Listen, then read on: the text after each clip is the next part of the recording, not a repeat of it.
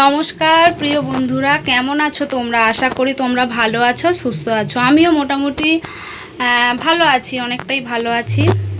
একটু একটু খারাপ আছি, একটু একটু ভালো আছি। হজমলা খাচ্ছি, খেতে খেতে ব্লগটা করছি। অনেক দিন কোনো ব্লগ হয়নি, সত্যি বলছি, অনেক দিন সেইভাবে ব্লগ করিনি। আজকে 3-4 জায়গা থেকে সেই হরিনামের নেমন্তন্ন এসেছিলো, হরিনাম বাড়ি যাওয়াই হয়নি। আজকে যাচ্ছি ভোগবাড়ি, পাশে বাড়ি বউগুলো সব আসবে, ওদের সঙ্গেই যাবো। মিস্টারের জন্য না একটু পায়েস আনবো, ওই জন্য আমি টিফিন কৌটোটা ব্যাগে করে নিয়ে যাচ্ছি। আমি যেখানে যাই মিস্টারের জন্য পায়েস নিয়ে আসি। কোথায় যাচ্ছি তোমরা দেখবে কিন্তু, হরিনাম বাড়ি যাচ্ছি তো। সবাই কিন্তু পুরো ব্লগটা দেখো। আর আমাকে কেমন লাগছে বলো। এই শাড়িটা আমার তন্ময় বাবা মানে পুজো করে পেয়েছিল, সেই মানে কি বলবো, আমার তন্ময় বাবার দেয়া শাড়ি। আমি অনেক যত্ন করে রাখি এইসব জিনিসগুলো। এটা কি পরেছি, ও নিজে হাতে ওর মায়ের জন্য এনেছিল, আমার দিদিভাই দিয়ে পাঠিয়েছিল। মানুষটা আজকে আর নেই, অনেক কষ্ট লাগে। এটাই পরে যাচ্ছে। চলো, আমি এবার বাড়ি থেকে বেরিয়ে পড়লাম। পাশের বাড়ির বউগুলো সব বৌমারা যাবে, তাদের সাথেই যাব। আর এই যে নতুন ঘরটা দেখছো, এটা আমার ভাসুরপো করছে, এখনও ঢালাই হয়নি। আর প্রচণ্ড রোদ বেরিয়েছে, এখন সম্ভবত দুপুর 1টা বাজবে। ওই দেখো ওখানে ওদের বাড়ি। ওরা আমায় ফোন করলো, বললো কাকিমা রেডি হয়ে নাও। আমিও রেডি হয়ে গেছি, একসাথেই যাব। ওই জন্য একটু ওদের জন্য ওয়েট করলাম। ওরা বেরিয়ে পড়েছে, ওই আসছে। এই দেখো সবাই ছাতা নিয়ে এসেছে, কারণ প্রচণ্ড রোদ। আমিও ভাবলাম ছাতাটা আনতে যাব। এগুলো সব সম্পর্কে বৌমা হয়, যা হয়, নাতনি হয়। আর ওই যে পূজা আসছে, পূজার সাথে যাব। আমি একটু দাঁড়িয়ে গেলাম, কারণ ওদের সঙ্গে যাব বলে। এই যে পূজা আর আমি লাস্ট পড়ে গেছি। আচ্ছা চলে গেলে দেখাবি। বস আমার ছবি তুলে মানে এগো এগো না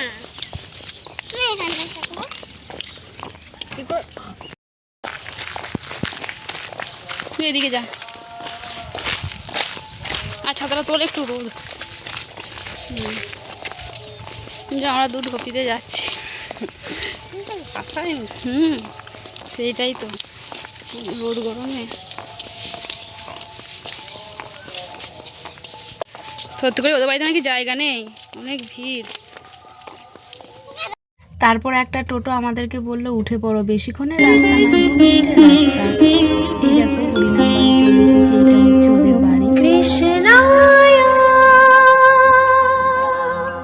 বাসুদেবায় হরয়ে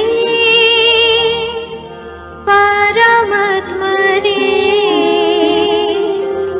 প্রণতঃ ক্লেশনাশায় গোবিন্দায় নমঃ নমঃ।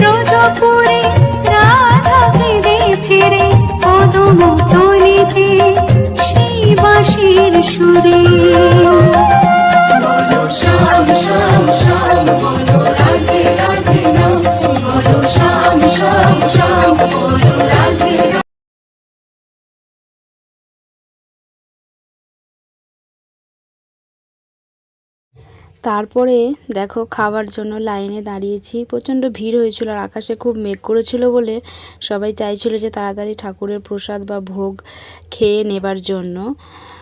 ওনারা কিন্তু অনেক কিছু রান্না করেছিল, আলু ভাজা, ভাত, শুক্তো, ডাল, শাক, পটল আলু।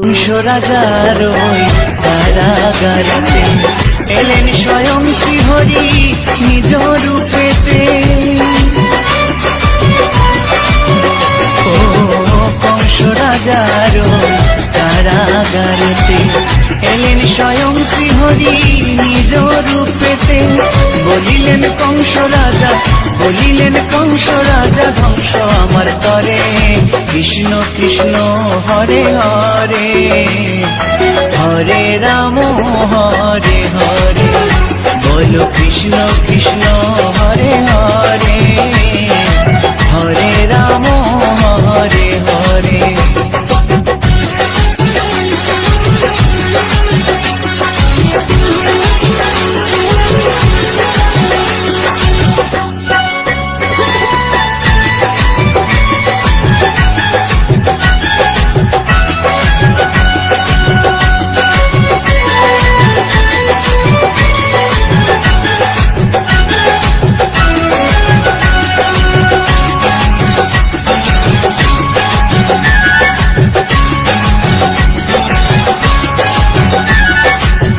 এমন মধুর লীলা কে দেখেছে আর, খুলে যায় প্রভু লাগি বন্ধ কারাগার। ও এমন মধুর লীলা কে দেখেছে আর, খুলে যায় প্রভুর লাগি বন্ধ।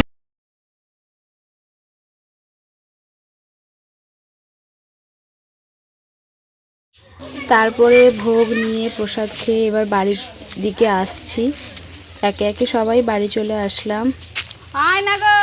তোমাদের এই ভিডিওটা কেমন লেগেছে বন্ধুরা আমাকে একটু কমেন্টে জানিও, আর তোমরা আমাকে একটু সাপোর্ট করো, ভালোবাসা দিও, লাইক সাবস্ক্রাইব করে একটু ভিডিওগুলো সম্পূর্ণ দেখো। কেমন জানো তো, আমি অনেক বাতাসা, তারপরে লজেন্স কুড়িয়েছি, এই দেখো এই লজেন্সগুলো আর এই বাতাসাগুলো আমি কুড়িয়েছি হরিণটের। আর এখানে ঠাকুরের ভোগ এনেছি, আর মিস্টারের জন্য বললাম না একটু পায়েস নেব, ওই জন্য পায়েস আর একটু একটা রসগোল্লা দিয়েছে, এটা মিস্টার, এটাই হচ্ছে প্রসাদ, কারণ ও তো হরিনাম বাড়ি যেতেই পারে না, ও তো থাকে না। সবাইকে ভালো রেখো মহাপ্রভু, এটাই বলি।